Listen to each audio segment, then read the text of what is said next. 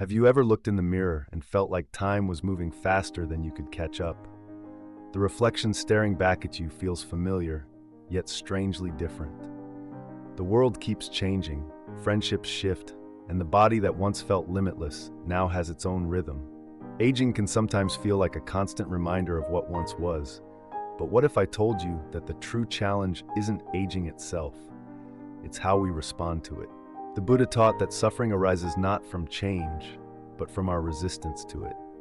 Impermanence, anicca, is not something to fear, but something to understand and embrace. We cling to moments, trying to hold on to youth, to familiarity, to control. But what if aging isn't about losing something? What if it's about gaining something much deeper? Today, I'll share 5 powerful Buddhist truths about aging that will completely shift the way you see growing older. These are not lessons of loss, they are lessons of freedom, of peace, of a life well lived. 1. You will be forgotten faster than you think, and that's a good thing. One of the most difficult truths to accept is this: you will not be remembered forever. The home you built, the career you spent years shaping, even the stories you told, over time, they will fade. At first, this may seem sad. After all, we spend our lives striving to make an impact. But here's what Buddhism teaches us. The idea of a permanent self is an illusion. The Buddha often spoke of anatta, the truth that there is no fixed self, just a collection of ever-changing experiences. Think of a wave in the ocean. It rises, it falls, it merges back into the sea. But does that mean it never existed? No. It played its part in something much greater. The goal is not to be remembered, it is to be fully present while we are here. There's a well-known Zen story. A wise monk lived in a small mountain temple, helping villagers with kindness and wisdom. One day, a young disciple asked, "Master, does it not sadden you that one day you will be forgotten?" The monk smiled and pointed to a river.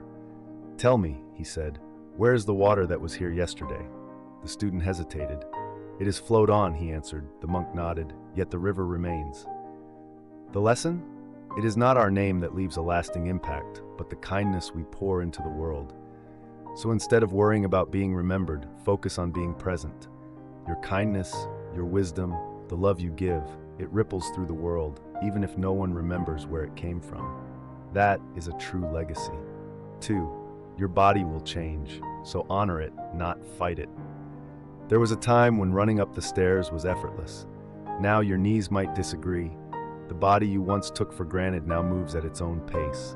This can feel like a betrayal, but the Buddha would say it's simply nature taking its course. The real problem is not aging, it's our attachment to youth. Your body is not your enemy. It is your oldest and most loyal companion. It has carried you through laughter, through pain, through love. Instead of resenting it for slowing down, show it gratitude. Take care of it, but don't cling to what it used to be. There's a Buddhist parable about an aging monk who struggled to carry water. Frustrated, he asked his master, "Why does my body fail me?" The master handed him an old clay pot. "This pot once held water with ease," he said.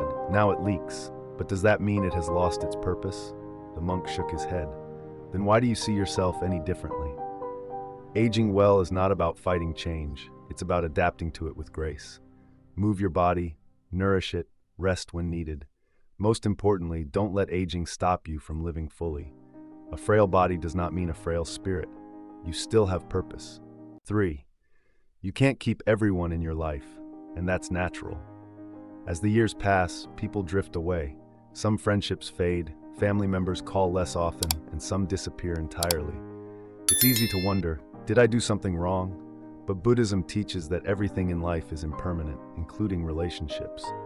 A young monk once asked his master, "Why do people leave when we love them?" The master pointed to a river. Some drops of water travel together for a long time, others part ways quickly, but all must keep moving. The lesson? Love does not mean ownership. Instead of mourning what's lost, cherish what remains. Let go with grace. 4. Your reflection will change, and that's a gift. One day, you'll look in the mirror and not recognize the face staring back. Society tells us to resist this, to cover the gray, to smooth the wrinkles, to chase youth. But Buddhism teaches that true beauty has nothing to do with appearance. It is found in presence, in wisdom and kindness. An elderly woman once told a Zen master, "I don't recognize myself anymore." The master pointed to a cherry blossom tree, then to an old pine. "Which is more beautiful?" he asked. She hesitated. "The cherry blossom is vibrant, but the pine is strong, dignified." The master smiled. "That is beauty with time. Your wrinkles are not flaws, they are a map of the life you have lived. Your silver hair is not something to hide, it is a crown of experience." Number 5. You will lose people you love, but love never dies. As the years pass, loss becomes more frequent. Parents, friends, loved ones, one by one, they leave. Grief is inevitable, but Buddhism offers a powerful truth: love does not die. A woman named Kisa Gotami lost her child and begged the Buddha for a cure. He told her, "Bring me a mustard seed from a home that has never known death." She searched but found none. At last, she understood. Suffering is universal. No one escapes loss, but the love we share, that remains. Think of those you've lost. Maybe their laughter still echoes in your mind. Maybe their words still guide you. They are not gone, they live through you. Final thoughts. Aging is not a loss, it's a new beginning. Aging is not a punishment, it is a privilege. Every wrinkle, every gray hair is proof of a life well lived. Society teaches us to fear aging, but Buddhism teaches us that the only real enemy is resistance. When we accept life as it unfolds, we find peace. So what will you do with your years? Will you fight them, or will you embrace them? If this message resonated with you, share your thoughts in the comments. And if you'd like more insights on living with wisdom and peace, don't forget to subscribe.